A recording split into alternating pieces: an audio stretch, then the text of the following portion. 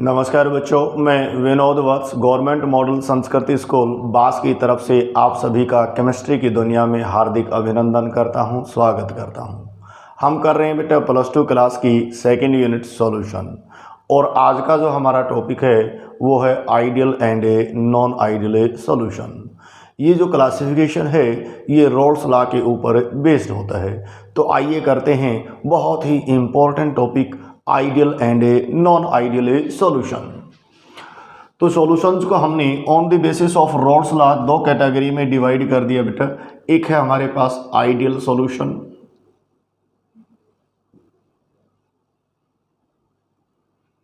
और दूसरा हमारे पास non ideal solution.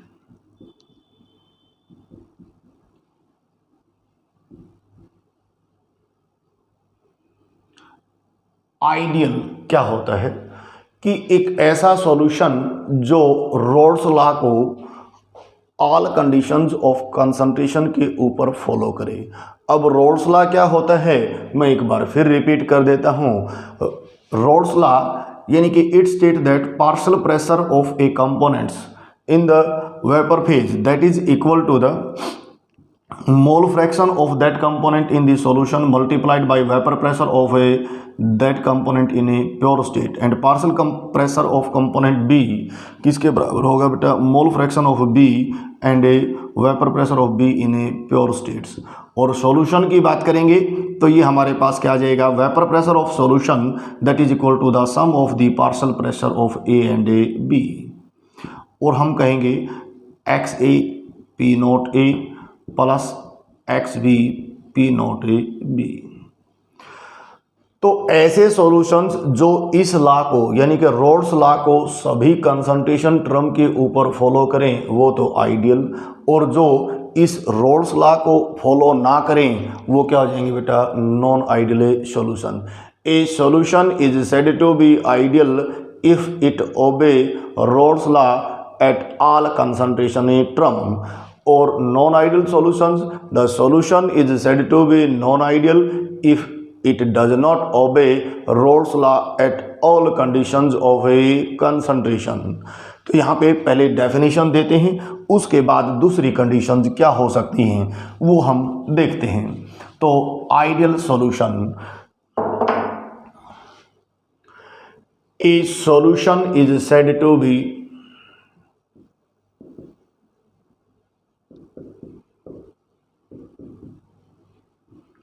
ideal if it obey following conditions।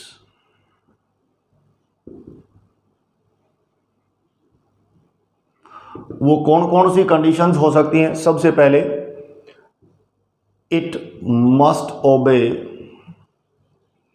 Rolle's law at all concentration term।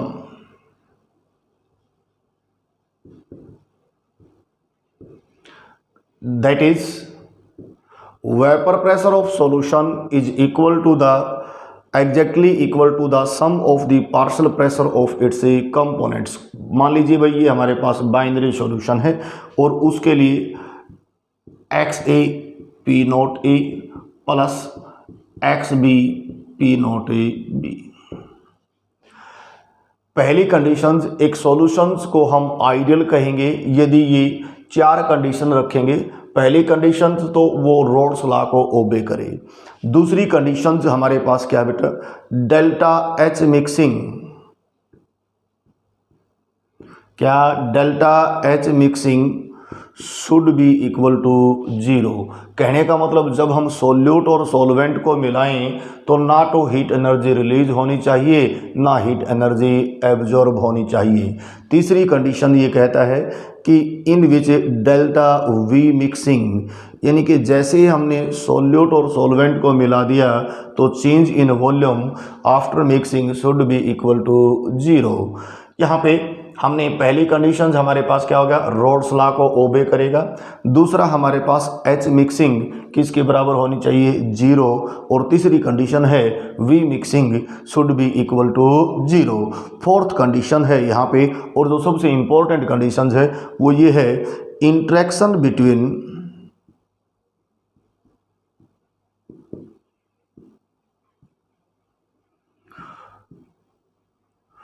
solute and solvent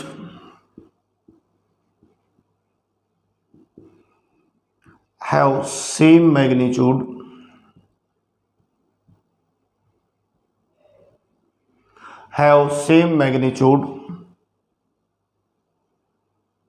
before mixing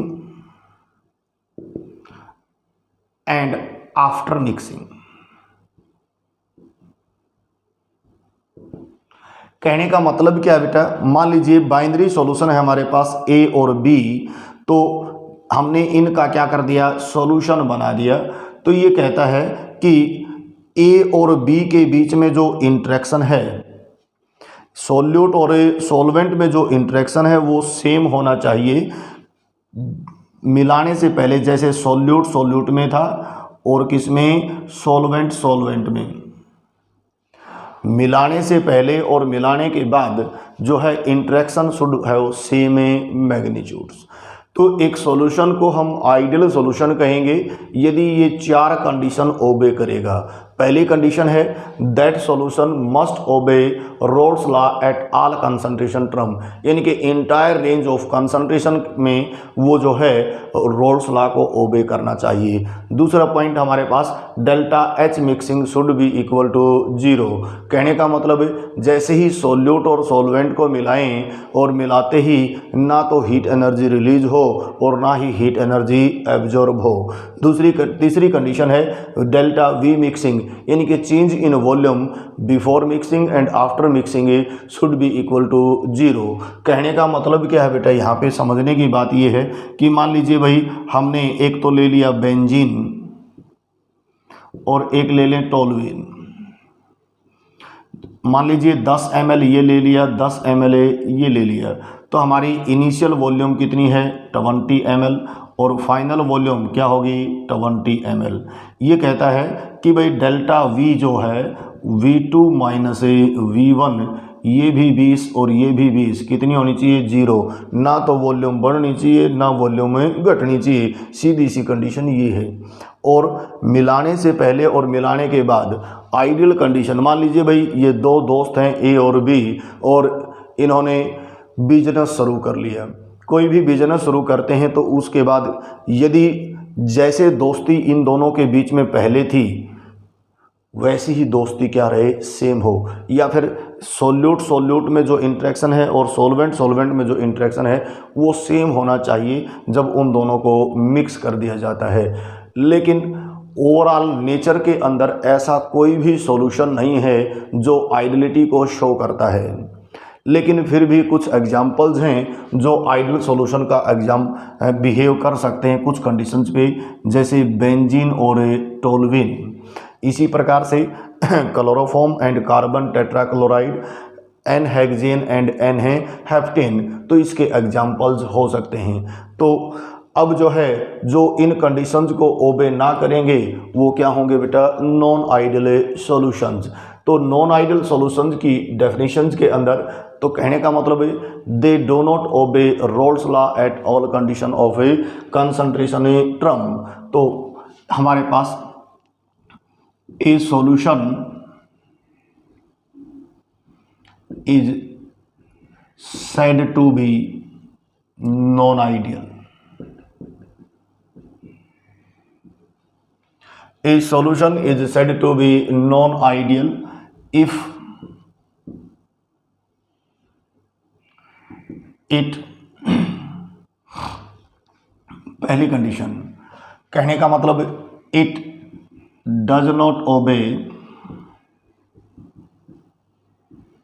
roles law. यदि ये Raoult's law को obey नहीं करता है, vapour pressure of solution is not equal to किसके बराबर, sum of the partial vapour pressure of its component, और हम कह सकते हैं it is not equal to किसके बराबर, X A P naught A plus X B P naught A B. दूसरी condition, delta H mixing is not equal to zero. जैसे ही सोल्यूट और सोलवेंट को मिलाएंगे ना तो हीट एनर्जी रिलीज होगी और ना ही हीट एनर्जी एब्जॉर्ब। ये तो थी आइडियल की कंडीशंस। यहाँ पे या तो हीट एनर्जी रिलीज होगी या फिर एब्जॉर्ब होगी। कहने का मतलब है डिसोल्यूशन प्रोसेस जो है या तो एक्जोथर्मिक होगी या फिर एंडोथर्मिक होगी। तो यदि डिसोल्यूशन प्रोसेस जो है वो एक्जोथर्मिक या एंडोथर्मिक है तो वो नॉन आइडियल सॉल्यूशन होगा। तीसरा कहने का मतलब यहाँ पे डेल्टा वी मिक्सिंग क्या हो, should not be equal to zero. जैसे ही सोल्यूट और सॉल्वेंट को मिलाएं, change in volume after mixing may be greater than that of the initial one और a lesser than that of the initial one. तो H mixing जो है हमेशा जीरो से कम हो सकती है या ज़्यादा हो सकती है, जीरो नहीं होगी। और फोर्थ कंडीशन जो है, interaction between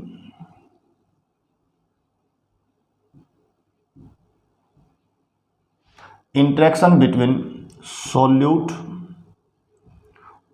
and solvent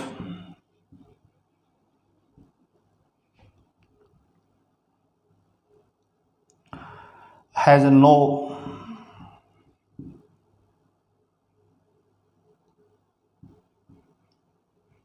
same magnitude.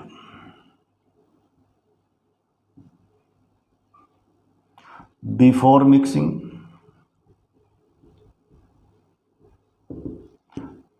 and after mixing.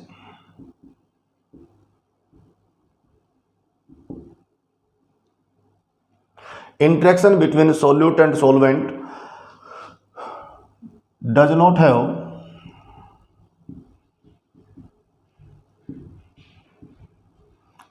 have same magnitude before mixing and after mixing। या तो इंटरेक्शन स्ट्रॉन्ग होगी या फिर इंटरेक्शन क्या होगी बेटा, ज़्यादा होगी।